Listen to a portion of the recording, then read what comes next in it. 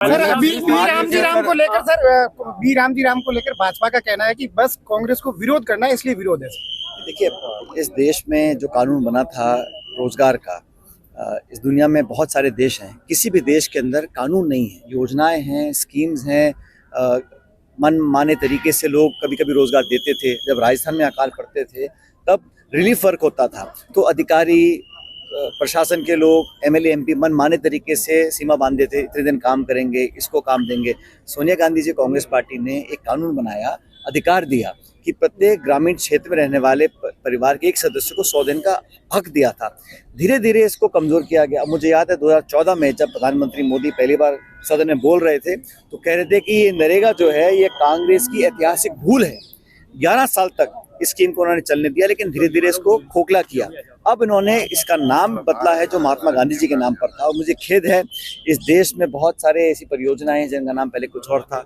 लोग नाम बदलते हैं महात्मा गांधी का नाम रखने के लिए, पहली बार गांधी जी का नाम बदला जा रहा है। ये किसकी डिमांड पे किया गया, जानकारी किसी को नहीं है।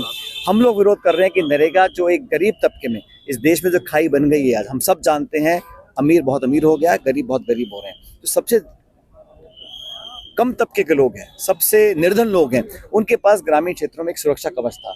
हमारे यहाँ बीमा नहीं है, स्वास्थ्य सुरक्षा का कवच नहीं है।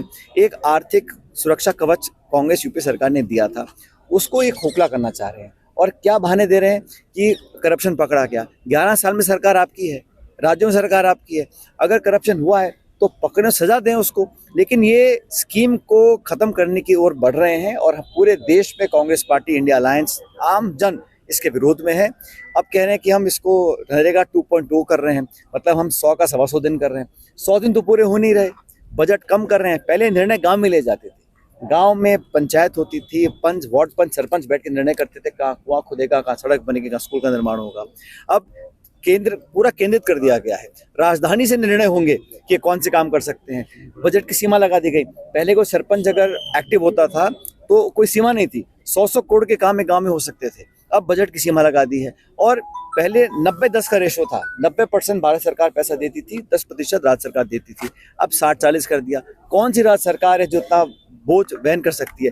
मतलब ये पिछले राज्य से इस नरेगा को खत्म करना चाहते हैं। और मुझे लग रहा है कि बजाय कोई सकारात्मक काम करें, बड़े बड़े उद्योगपतियों के लिए आप निजीकरण कर दीजिएगा, एयरपोर्ट का, हवाई अड्डे का, रेलवे का, बांध का, खान का। और जो गरीब तबका है, जिसके पास एकमात्र साधन था अपने जीवन में एक सुरक्षा, विश्वास पैदा करने का कि हमें कल कुछ नहीं हुआ, हमारी जेब में 2 रुपये आएंगे, उसको धीरे धीरे खत्म करना चाहते हैं। इसको लेकर पूरे देश में हम आंदोलन कर रहे हैं। मैं अलग अलग राज्यों में गया हूँ, सब जगह इसका विरोध है, क्योंकि दबी जुबान जो भाजपा की सरकारें हैं जहाँ राज्यों में, वो भी नहीं समझ पा रहे हैं और ना ये विश्वास पैदा कर पा रहे हैं कि वो स्कीम को आगे लागू कर सकते हैं।